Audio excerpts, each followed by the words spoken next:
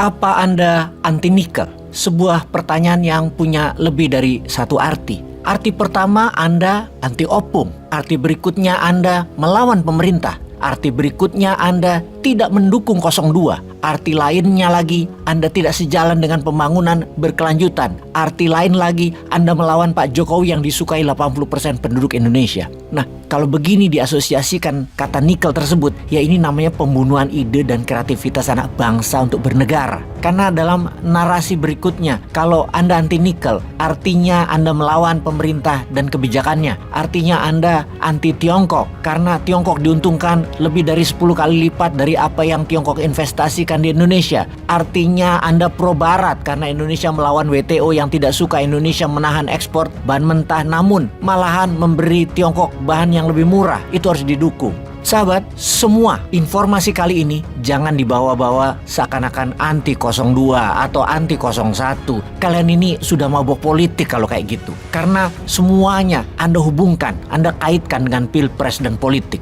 Buatlah kompartemen di kepala Anda. Kapan ngomong politik, kapan bicara bisnis, dan kapan bikin fulus untuk masuk kantong. Itu beda-beda. Percayalah, politik bernegara tidak akan dengan cepat membuat kantong Anda penuh, kecuali Anda pejabat atau Anda temannya pejabat. Kita ini adalah orang yang 99,5% manusia kebanyakan yang tidak cari makan dari dunia politik dan dunia kekuasaan. Oke, kita kembali ke topik LFP, lithium ferrofosfat. LFP adalah baterai namun tidak pakai nikel. Disinilah kalimat yang dibikin ramai kemarin karena entah bagaimana caranya di otak pejabat itu yang namanya baterai pasti pakai nikel. Dan karena kita raja nikel, kita akan jadi raja baterai. Jadi menyetujui LFP seakan-akan anti nikel dan anti pemerintah. Sekarang kita detailkan. Dunia ke depan memang dunia baterai sebagai bahan penyimpan energi. Di dalam menyimpan energi ada banyak jurus. Salah satunya adalah lithium ferrofosfat yang menjadi pesaing nikel, manganis, kobalt atau NMC. Dalam kendaraan listrik, baterai bukan hanya komponen terpenting tapi juga merupakan komponen termahal. Jadi kuncinya adalah bagaimana membuat baterai itu murah dan bisa menyimpan lama. Itu kuncinya, dan sekarang belum ada pemenangnya dan masih terus berubah. Di banyak negara produsen baterai, ketika bahan nikel dikendalikan Tiongkok sejak 5 tahun terakhir, maka mereka putar otak dan tidak menggunakan nikel. Itu adalah alasan pertama. Alasan kedua,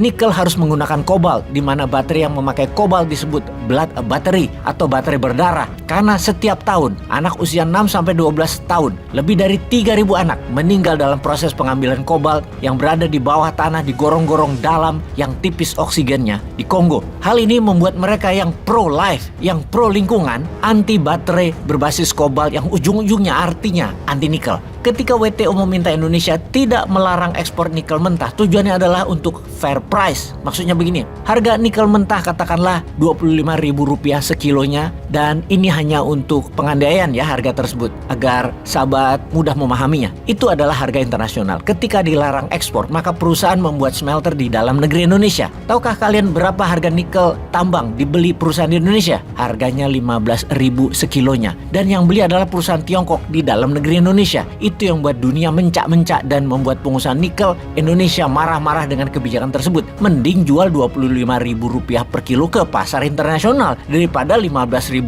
ke Tiongkok. Nah, kata Tiongkok dihilangkan oleh pejabat untuk melindungi investasi Tiongkok, dan itu dibilang adalah produk dalam negeri Indonesia. Lah goblok, bener deh. Kalau itu diberi pemahaman ke rakyat, ya salah. Tapi itu sudah kadung, sudah terjadi dalam 10 tahun ini. Dan ketika kita mengatakan apa adanya dianggap anti pemerintah, bukan artinya anti opung. Wes paham? Kita lanjut. Produk smelter yang dibangun di Indonesia semuanya produk setengah jadi yang menguntungkan industrialisasi Tiongkok. Produk yang diekspor Indonesia merupakan nickel pig iron, ada ferronikel, nikel mate atau penghasil nikel sulfat, nikel hydroxide, yang mana produk setengah jadi tersebut masuk ke Tiongkok dan dilakukan pemurnian atau cracking mineral untuk industri hilirisasi di Tiongkok yang bisa melipat gandakan keuntungan atau nilai tambah barang hingga lebih dari 20 kali dari nilai asli nikel yang dibayar sewaktu Tiongkok membeli dari rakyat Indonesia.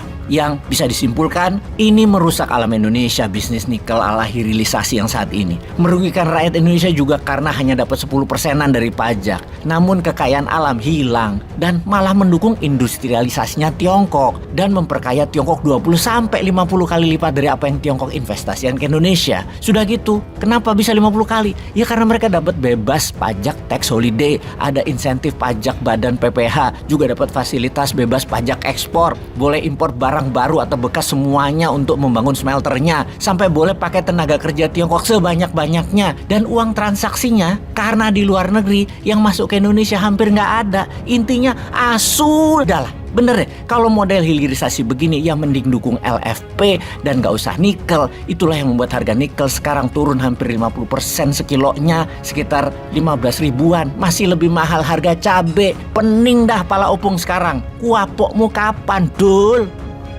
Peace.